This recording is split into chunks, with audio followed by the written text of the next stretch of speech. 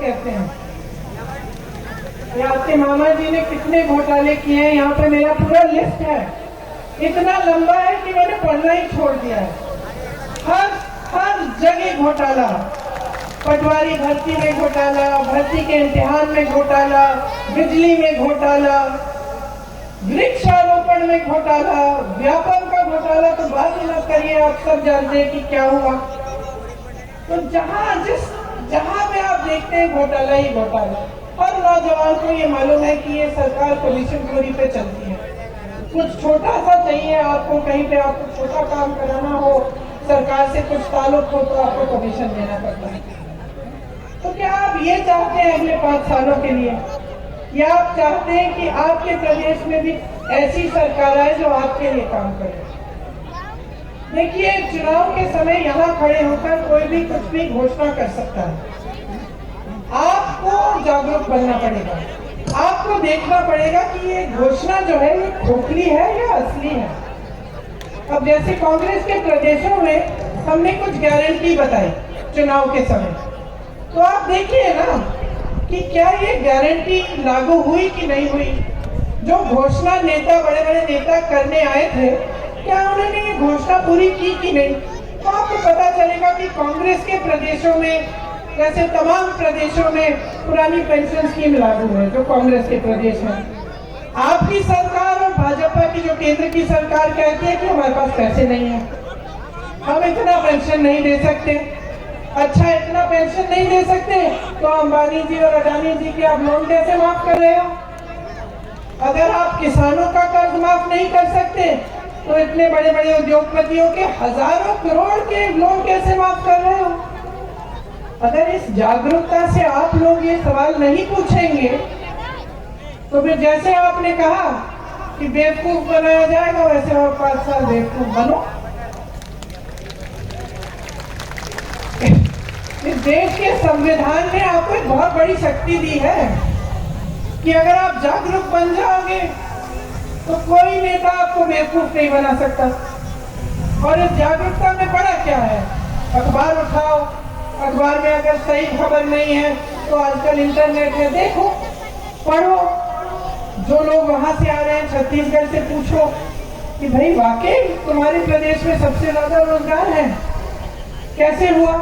कि भाई वाकई तुम्हारे यहाँ गौठान बन रहे हैं जहाँ पे सबकी तरक्की हो रही है, आपकी कमाई भी हो रही है। पता करो, पूछो, जो पलायन करके गया उससे पूछो दूसरे प्रदेशों में क्या हालात है, कांग्रेस की सरकारें क्या कर रही है।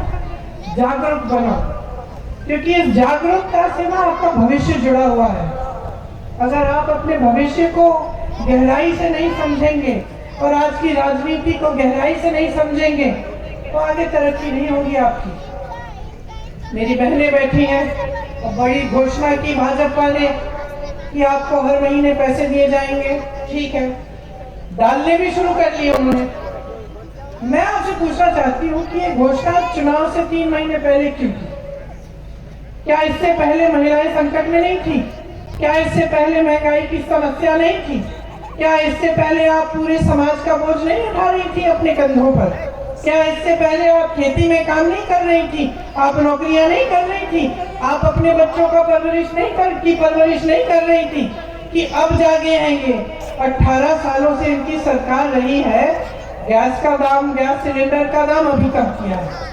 18 सालों से इनकी सरकार चल रही है, इनको अब सूझा है कि हर महीने आपको कुछ देंगे ही पैसे।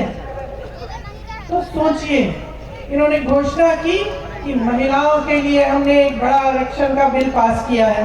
वाह वाह वाह, पूरी देश की मीडिया ने इनका खूब इवेंटबाजी की, आपने सारी पब्लिसिटी देख ली, मोदी जी आए, सबने तालियां बजाई, सब महिलाओं ने माले लगाए।